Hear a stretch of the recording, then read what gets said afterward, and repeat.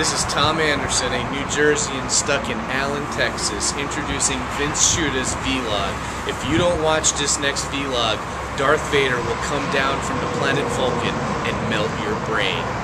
Watch it.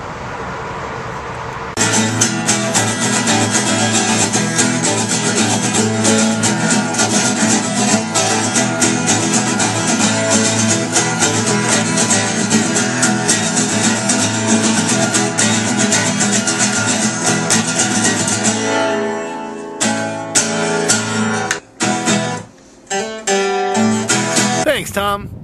Hello again, everyone. It's Vince Shuta here for Shuta Multimedia. And it's Super Bowl Sunday, which means it's pretty much my last chance to do a football vlog that has some sort of relevance to what's actually going on.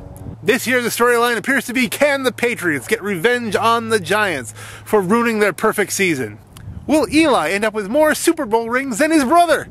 And if so, what will this mean for the Thanksgiving table at the Manning house? Hopefully it doesn't end up something tragic, like, you know, Peyton yelling at Eli, "Listen, it's your fault I'm crippled. If you hadn't won that Super Bowl, I would have retired." I'm just kidding, I'm just kidding. I'm sure that both of those men have better perspective than that. They can't be that competitive. Here's my prediction for the Indianapolis Colts. Peyton Manning is going to retire because he's intelligent, he's rich, and he's already a Hall of Fame quarterback that everyone declares will be the greatest quarterback of all time, even if his brother has more Super Bowl rings than he does. The Colts will trade away their #1 draft pick so they can get a slew of draft picks so they can start rebuilding the team. And this opens the door for Brett Favre's return in 2013, during which year he will lead them to a Super Bowl championship, but only after being replaced for 5 games in the middle of the season by backup quarterback Donovan McNabb. That prediction is in lieu of my Super Bowl prediction because I have no idea what's going to happen in the Super Bowl. Both the teams have the capability of showing extreme excellence and extreme non-excellence. So they're both hot right now. It could go either way as far as I'm concerned.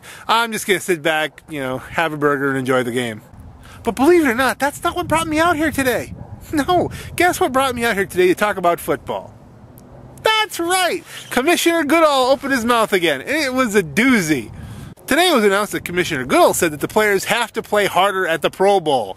Otherwise there would be cutbacks and there might not be a Pro Bowl at all. Apparently the players were just having fun and trying not to get hurt. He complained that the fans were actually booing the game, which I did notice them booing the game, but only when the quarterback would actually get sacked. Because apparently at the Pro Bowl that's a party foul. Just like double dipping. Now, as you guys know, I've been saying since, I have no idea how many vlogs back it was, that if the commissioner was serious about keeping the players safe, he should embrace the Pro Bowl rules, where you can't blitz the quarterback, the intentional grounding is allowed. There's all sorts of rules put into place so that the players can't get hurt, and they should embrace those rules and change the game of football so that it is safer, as opposed to making some arbitrary rules that will protect the players some of the time, but not all of the time, and are open to interpretation, and basically keep football a blood sport without making it seem like it's a blood sport. Like, at least we're trying to make it safe. See, we're trying, therefore we're still good people. Remember, under the current rules, you can't hit a quarterback with the crown of your helmet unless he's doing something that makes him look like a running back. A running back is always fair game unless he's acting as a receiver. And a receiver is defenseless unless he does something that is called a football move. In that case, after he catches the ball, he does a football move, and then he's a running back. The practical upshot, sometimes it's okay to take someone's head off, and sometimes it's not. That's a great plan for success in protecting the players. Surely the players are safe now. No, I don't know if my plan would work right now in this day and age, because people watch football for basically 2 things: big plays and crushing hits. That's what I'm guessing. Take away the crushing hits and you have the Pro Bowl, in which the score, I believe, at the end was 41-59. And I watched the Pro Bowl, and I found it entertaining. Did you watch the Pro Bowl? I'm guessing not, unless you're just really as football starved as I am and you're waiting just for the end of the season, and then I don't know, you think about watching NASCAR, but you're really not sure if you're into it, so you just find something else to do on a Sunday. You know how it is. The Pro Bowl is one more hit before the spring, you know what I'm saying? Pardon the pun. I was just reading an interview with Tony Dorsett, star running back of the Dallas Cowboys from 77 to 88. You played through pain, you played through injuries, you played with concussions. He said once he got hit helmet to helmet, knocked him out cold. They gave him some smelling salts, sent him back on the field, and he ran for 99 yards. Mostly running the wrong way because he had no idea where he was. And he's fighting to get the NFL to pay for the retired players' health bills, basically. He said they just used you up because they know they got replacements coming out of college. Back in those days, when you get on the team plane, the stewardesses would be handing out muscle relaxants and painkillers. I mean, this was what you did. But I also watched it with an eye for, can football be this way? Can we have the entire season be this way?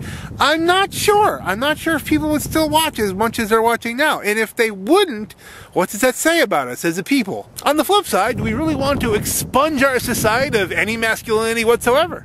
People get into football generally because they're looking forward to hitting somebody. Maybe they like the adrenaline rush. Maybe they like proving that they're tougher than anybody else going. But this is who they are. This is this aggressive type of personality that likes to go out there and, you know, be a Spartan, be a gladiator, be tough. And certainly one of the reasons people watch football is so that they can vicariously take on some of that swagger, some of that toughness. Yeah, I'm a Pittsburgh Steelers fan. Therefore, I'm like the Pittsburgh Steelers. That's right, I'm tough. Now, it doesn't matter that if one of those guys hit me, I'd speak Jesus. It'd be all over. There's no question about it. But in my mind, I've got that kind of toughness that can get me through the day because I'm a Pittsburgh Steelers fan.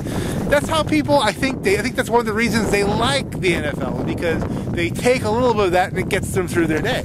I guess it's all going to come down to, why do people generally watch football? Do they watch it? Let's do it this way. Why do you watch football? Or do you watch football? And if you do watch football, do you watch it for the strategy of watching two groups of men try and outmaneuver each other and out-strategize each other as they try to move a small leather ball along a field? Do you watch it for the acrobatics and the precision of watching someone throw a small spheroid 60 yards, landing within a window that can only be inches, for that other person to catch it with extreme grace and skill, to then running as fast as they can into another goal? Do you watch it to watch two grown men run as fast as they can at each other, each throwing a hit or a block or trying to tackle the other one, each knowing that this could be their last moment on earth if things go horribly wrong? And not caring, simply having the courage to make that hit, and then doing it again and again and again, dancing with potential death or paralysis every time they step on the field. And if we as a society stop valuing that level of courage on an individual basis, will we lose that courage as a society, and will things in the world go horribly wrong? And on that note, enjoy the Super Bowl, everybody. I'm Vince Shuta for Shuta Multimedia. Have a great day.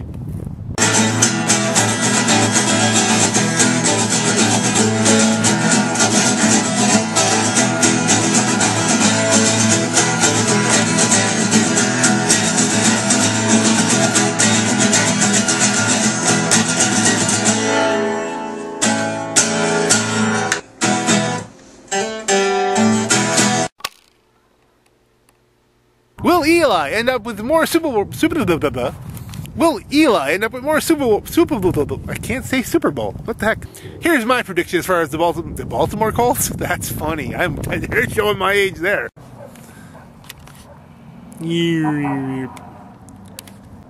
But believe it or not, that's not what... Okay. Today it was announced that Commissioner Goodall said that... Goodall? Do you watch it for the extreme skill and precision?